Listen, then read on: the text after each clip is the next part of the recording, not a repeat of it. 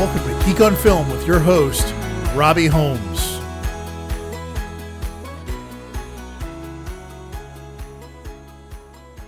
Welcome to episode 20 of season 3 of Geek on Film. Today we are going to talk about Superman in the main review. But before that, we're going to talk about the latest Cronenberg film that has just landed on the Criterion channel, The Shrouds, and also we're going to jump into Hard Eyes, which is a film I didn't get to see and finally saw at home. Let's see, what else? Lots of fun going on, lots of movies, lots of moving parts going on at the moment.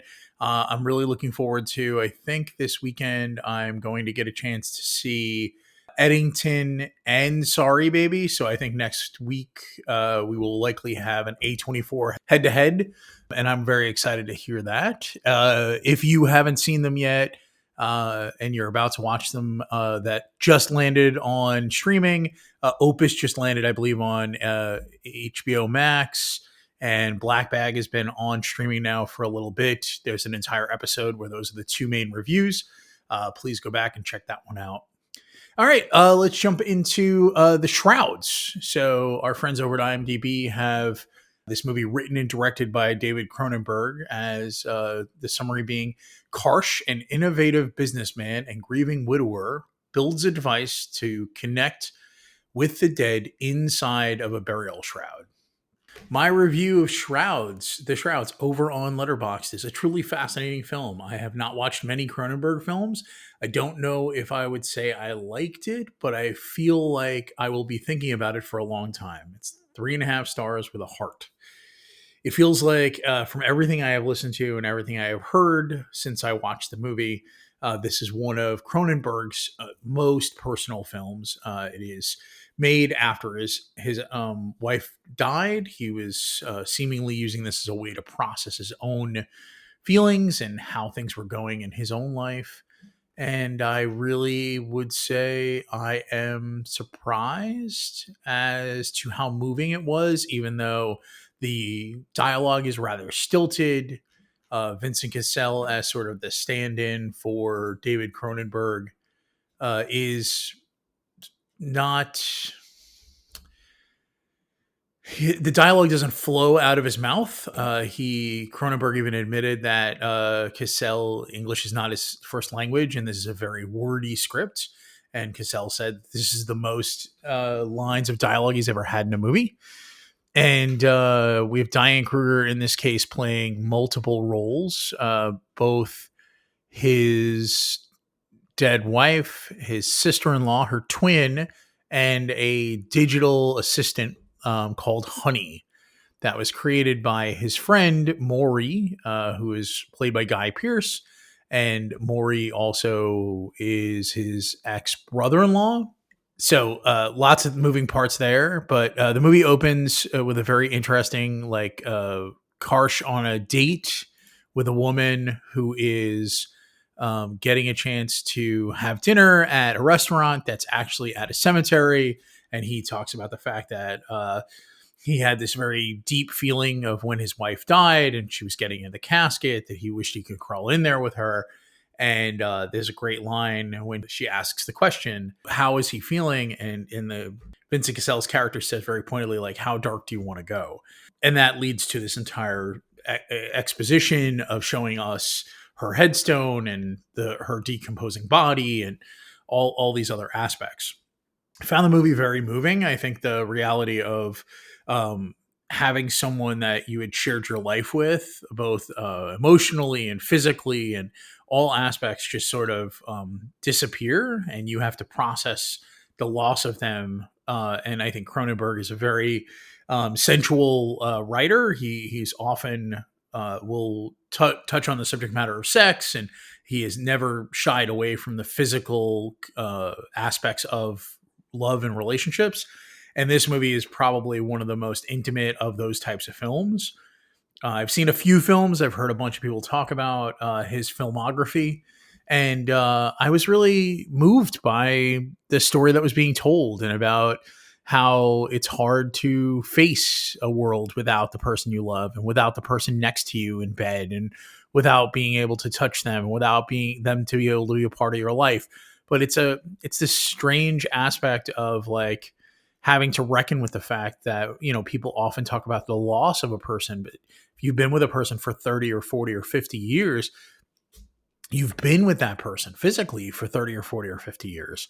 And I think Cronenberg is very astutely capturing the feeling of, in this case, his wife having cancer and losing, aspects of her body in his dreams. So seeing her standing naked in the door frame, missing a breast and then an arm, and then eventually coming to bed, and them getting close and becoming intimate, and then fracturing her hip, and then it's high concept, but it's really moving, and really different. It's a movie that I don't know that everybody would love. I think it's one of those films that is going to linger in my head for a really long time. That's sort of why I alluded to it in my review. But I would say I liked it, but didn't love it. But I expect that it has intrigued me to go and watch more Cronenberg films. So I'm excited to dig into his filmography a little bit more. I've only seen two or three of his films, and I know I'm missing out. So thank you, Criterion Channel, for making the streaming premiere happen. So it was available for me to watch this week. Check it out. Okay, so Hard Eyes. Our friends at IMDb have the summary of this film as when two coworkers have to survive the Heart Eyes killer on Valentine's Day. The two have to find out who it is. It's written by Philip Murphy, Christopher Landon, and Michael Kennedy, and it's directed by Josh Rubin. For me, my review of this movie is so much fun, so much more fun than I expected. The leads, Olivia Holt and Mason Gooding, have so much charisma and actual chemistry. The villain is a great throwback to slasher icons like Jason and Michael Myers, tropes and cliches galore, but with fun and a bit of a different ending. I really like this. I like the fact that we're not going to get into a spoiler on how it ends, but there's a twist ending that I really think is fun. I think it's a charming movie that I wish I had seen in a theater. It would be fun to have seen this in a theater with people who were also like locked into seeing this movie. The movie is really a love story between two characters. So Mason Gooding plays Jay Simmons, who has come to town. He's a creative marketing person, and he runs into Abby McCabe's Olivia Holt, who just gave a pitch at her job and gave a terrible pitch that doesn't align because there's a killer known as the HEK, the Heart Eyes Killer, that is so people are equating love and death, and she makes a sort of kitschy ad campaign about love and death, and Michaela Watkins is playing Crystal Kane, her boss, and has brought in this character Mason Gooding to really spruce up and try to save this advertising area or this section of the year. Let's see. Olivia Holt's friend Gigi is played by Gigi Zombato, and that's Monica. She is her like ride or die. She's there with her throughout this whole process. She keeps getting on to Allie's, messing with Allie about getting with Jay. She's constantly trying to get her to be realistic about love. Yeah, it's a super fun movie. It's got a lot of tropes. It's got a lot of nostalgia for like old school horror films, and it has a lot of character. It's shot with some style. It's really a kind of fun movie. I don't have much more to say on it. 3.5 stars. It's on Netflix. If you're looking for something to laugh a little bit at, has a small amount of gore. I almost wish it was either gorier or less gory, because if they had been able to strip this down to a PG rating, I think it could have been huge, and it wouldn't have been that hard to do, I think. But in my case, it worked fine for me. I think I laughed more at the gore than I did anything else. And I'm not a real gore fest kind of person. There's some clever kills that make you giggle. It's not trying to be a horror movie. It's trying to be a horror comedy and a horror rom com on top of it. Okay, go check it out. Netflix. All right, here we are. The big one. We've all been waiting for it. Our friends at DC and Warner Brothers have finally released Superman. If you don't know what this movie is about, boy, I would like to pull you out from under the rock you've been living under. Almost 100 years of history and the endless amount of trailers that have been running. But our friends at IMDb have this as Superman must reconcile his alien Kryptonian heritage with his human upbringing as reporter Clark Kent. As the embodiment of truth, justice, and the human way, he soon finds himself in a world that views these as old-fashioned. The movie is written by James Gunn, and we also have credited Jerry Siegel and Joe Shuster, the original creators of Superman, and it is directed by James Gunn. My review over on Letterboxd is 4 stars and a heart. I really enjoyed this film. The main characters are all great. Lex, Lois, Supes, and near picture perfect renditions. Mr. Terrific and Guy Gardner are both great. Hawkgirl has less to do, but Isabella Merced is fun. There are some scenes that are so heartwarming and cheer-inducing. There are also parallels to real-world situations. So I put up a quick instant reaction to this movie, and I think I've spent a little more time thinking about it and listening to a bunch of podcasts. But I do think this movie is pretty unbelievable. It pulls off something that I didn't think that we all were hopeful for, but I think were not guaranteed. And I think we have to give James Gunn a lot of credit. Let's see. Our main character here is Superman, played by David Cornsweet. Lois Lane is played by Rachel Brosnahan. Lex Luthor is played by Nicholas Hoult. And then we have what's called the Justice Gang, and that is Nathan Fillion as Guy Gardner, Isabella Merced as Hawkgirl, and Eddie Gathegi as Mr. Terrific. Mr. Terrific should be a third lead of this movie. He's in it so much. It's really amazing what he pulls off and how good he is.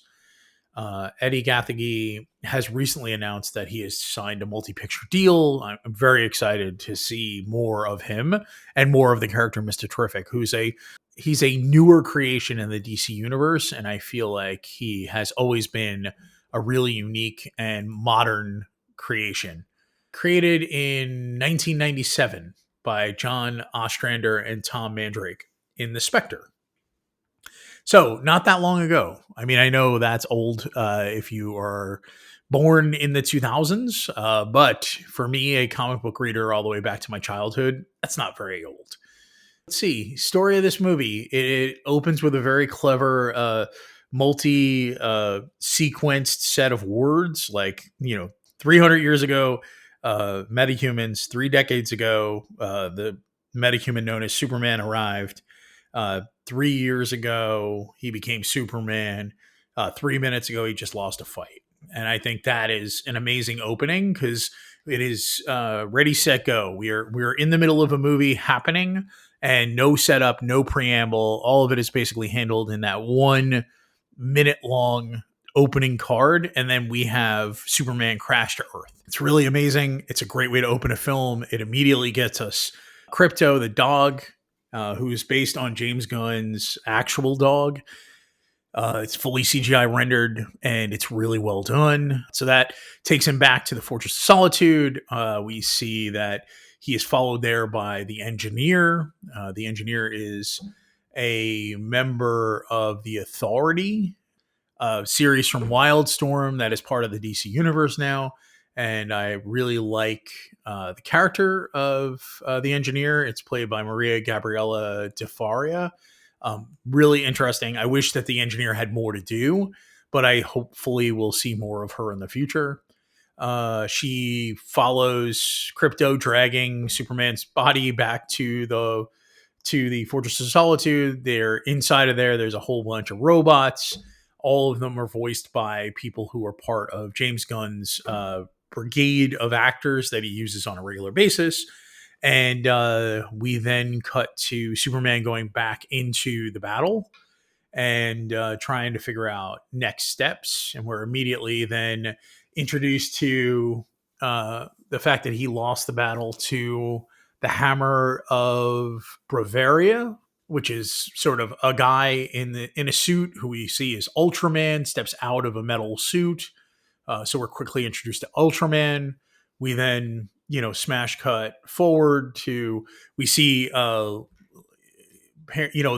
recording of Jor-El and Lara, which is a really nice little cameo. And if you don't want to know about it, sorry, but Bradley Cooper is playing Jor-El and Angela Saffron is playing Lara, and they're speaking in Kryptonian in a language from Krypton, and we are hearing what it means, and it's garbled. The end of it is cut off. And it's super fun. The opening is really great. So then we cut to Clark entering to the Daily Planet, and on his way in, we slowly get introduced to all the characters of the Daily Planet that we already know from comics. So Perry White is played by Wendell Pierce. Steve Lombard, who's the sports reporter, is played by Beck Bennett. We see Kat Grant, played by Michaela Hoover. We see Jimmy Holson, played by Skylar Jacinto, and then there's the great reveal of Rachel Brosnahan as Lois Lane. And immediately into the bickering and the banter and all the things. We cut to world leaders in the American side of the house who are, being spoken to by Lex. So you can see him pulling some strings. There's some carryover from the Creature Commandos cartoon. That was the first thing created, or the second thing created in the new DC Studios umbrella. The first being Super Slash Man, the documentary about Christopher Reeve. But we see Rick Flag Sr., played by Frank Grillo, who voiced Rick Flag Sr. in the cartoon. And there's a whole bunch of people there. There's lots of people who are having a conversation about whether or not Superman has caused a problem. And then we get a really great scene of Lois arriving at home. Clark is there cooking what he says is her favorite dinner, which is breakfast for dinner. And they've been together 3 months, and she should get to have what she really likes. And she immediately makes fun of him and says, like, that's his favorite meal. And then we see that they're together. There's no BS. There's no questioning. We walk into a world where Lois and Clark are together, and it's really charming. And then she makes fun of him for always interviewing himself. He's written a couple of pieces for the Daily Planet and says that, he better watch out interviewing himself. And he admits that he would let her interview him. And then they have a sequence where she interviews him as Superman. And you see the charm of the two of them. You see him slipping in and out of Superman and into Clark just in his vocal patterns and how he's reacting to her. And she's pressing him as a good journalist and not just letting him off the hook. And it's really charming. It's really what makes these characters work. You see how much Clark and Kal-El are not sure of the things they did, even though they did them for the right reasons. You see her questioning his motivation going into another country, and whether or not he had spoken to the president of the U.S. and he finally eventually breaks down and he's like, I saved people. People were going to die, and I think it's just so unbelievably well done. I'm not going to go much further into the logistics of the movie. You should see this movie. It sets up a DC universe that I really love. There are really interesting parallels.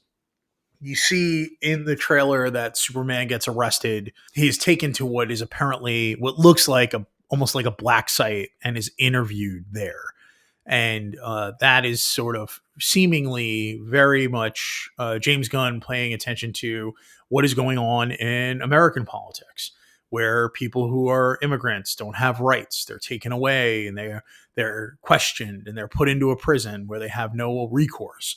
And, I don't want to get into the politics of all this, but it does seem like that is the case. And then there's a war happening in Bavaria, and that war has two sides, and it feels a little bit like Middle East conflict.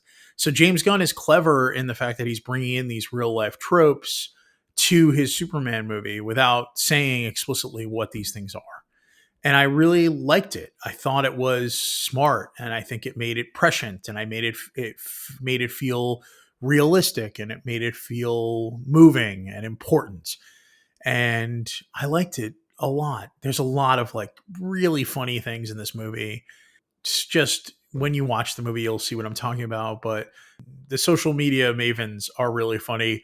Yeah, there's a lot of really great stuff in this movie. It's not perfect. I think it probably has too many plates spinning. It would have been great if we could spend a little more time with Lois and Clark, and even Lois, Clark, and Luther, if we could have trimmed it down a little.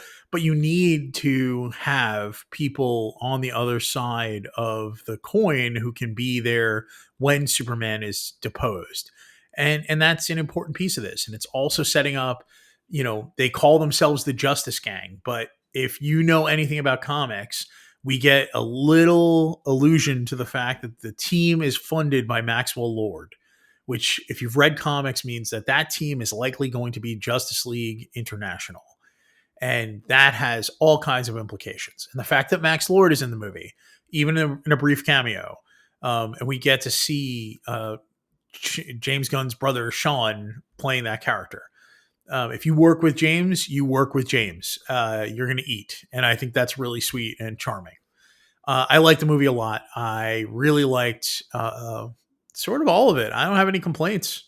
I think the way it ends is very charming. I think there's a lot of yada yada that seems to happen, but I would bet that we are heading towards some of the larger, the introduction of more characters, probably in the long term, heading towards one of the crises. I would bet Crisis on Infinite Earths, but I don't know that we're going to go that far. That is a very deep and very large story, but we'll see. I'm excited to see where it goes. I think James Gunn pulled off the thing that was required, which was to make a quality Superman movie that makes you feel good about the character. There's a great speech scene where we finally get all of Lex's reason why he hates Superman and why he's so angry that Superman exists. And then we get a fantastic speech from Superman right at Lex. And I think it really brought me to tears. It is exactly the reason why Superman as a character is needed, and why this movie and this version of Superman can exist and should exist today. I hope that works for you. I look forward to hearing from you about this movie and about everything else. Please like and subscribe wherever you're hearing this. Remember, YouTube, it's on Spotify, it's all over the place. So please, I'd love to hear from all of you. Thank you so much. Again, next week, likely an A24 Fest. And go see this movie, man. Go see it where it sounds really good. Again, James Gunn makes movies that sound good, but it's also beautiful. See it on a big screen. Thanks for hanging in there. Go see movies. All of them. Bye. This has been a Geek on Film podcast. Thanks for joining us. See you next time.